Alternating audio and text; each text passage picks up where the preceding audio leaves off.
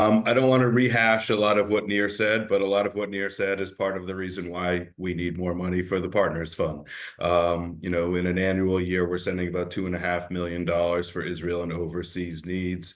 In addition to all the activities Nir mentioned, there's still ongoing need to provide, literally heat and food for elderly in Belarus. But we also want to continue to do the things that we know are going to change young people and other people at this moment. While many trips have been canceled, some of the trips funded through Partners Fund, specifically Birthright, that partnership is stronger than ever. And it's because of our annual campaign allocation to Birthright and Masa, which is a longer term program, that we're able to offer a young leadership program in December at virtually no cost. And Becca's leading a group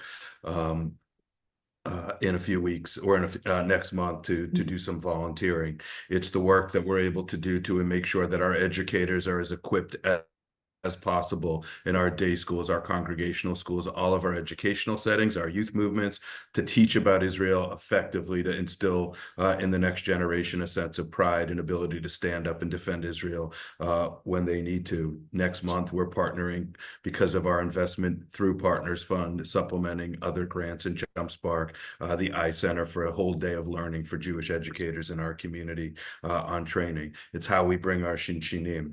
I know everyone's concerned about anti-Semitism.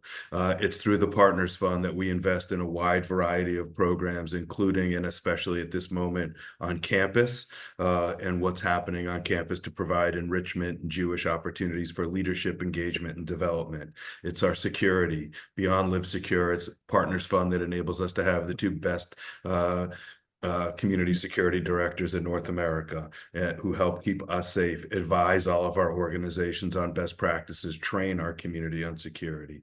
It's all of our increased investments in Jewish education. Over the last few years, we've been able to increase our allocation to our day schools by about 5% per student on an annual basis. We would like to even grow that more because that 5% isn't even able to keep up with the increased cost to educate students in day schools. And beyond that, we are investing more through Partners Fund. We created a day school collaboration initiative, and we just launched this week professional development grants for our day schools that was incredibly well received through our new day school coordinator, Shelley Fogelson. It's what we're doing with early childhood to ensure that we're investing in the next generation, building that pipeline. We have our early childhood initiative to create and retain teachers. We're already up to 30 new teachers in the system just in the first few months of that work. And then there's still those other challenges that haven't gone away. The rising challenge of mental health and making sure that we're instilling and able to be able to meet that need.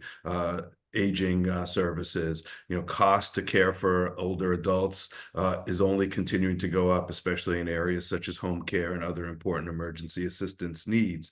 And then the last thing I want to mention, and you've heard Renee talk about this potentially as well, but JFNA has done some surveys of Jewish life post October 7th, and one of the things they've pointed out is a surge in interest of the 83% of Jews who were either under or not engaged Jewishly at all before October 7th.